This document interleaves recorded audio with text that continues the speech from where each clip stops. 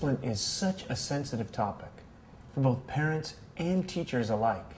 So to get some help with this difficult matter, we wanted to speak with school psychologist J. Carr. Thanks for joining the K5. Great to be here. So how would you define discipline? Parents often think of discipline as a negative thing. They think of hitting, they think of punishment, they think of their kids crying because of it. But discipline is really a loving way of setting boundaries, very clear boundaries, clear expectations, clear consequences. What do you mean by clear expectations and clear consequences? Parents should clearly define what they want from their child. Their child has to feel like they know the expectation and that they can live up to that expectation. So by very clearly saying to your child what it is that you want and what will happen if they don't follow that rule, you're much more likely to get a positive response from your child. So it's interesting that the expectations are really about where they are developmentally as well. Don't create an expectation that they're not going to be able to fulfill or achieve. Absolutely. There's nothing more frustrating than having an expectation that you can't live up to. It's likely then that your child might act out because they're angry and they feel like they can't please you no matter what. It's a great point because I think about my experience in the classroom. If I give a student work that is challenging, they'll show that they're up for the challenge. You know, we can scaffold them towards completing the assignment. But if it's way out of range for them, they usually show anger, frustration, and they'll act out of it, understandably, because they know there's no way they can get this done. And it sounds like it's similar with expectations in the home. You're absolutely right about that. You want to set your child up for success. If you're going to set an expectation, make sure he or she is able to meet that expectation. You don't want to set an expectation that your child is likely to fail at.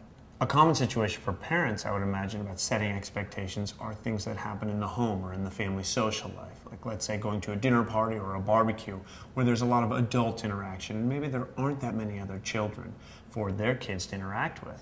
You have to set clear expectations. If it's a kindergartner, the expectations are going to be really different than a fifth grader who can start to interact a little bit with the other adults in some of the conversations. Yes, no one knows your child better than you. So you want to talk to your child, you want to set the expectation before the event, and talk about what your child and what you think is appropriate during that time frame. So setting expectations that are realistic. You don't want to set an expectation that's too severe for your child. You want to set them up for success. Also, if you set an expectation and you set a consequence, make sure you do it. Be consistent. Let your child know that when you say it, you mean it. So what is not discipline?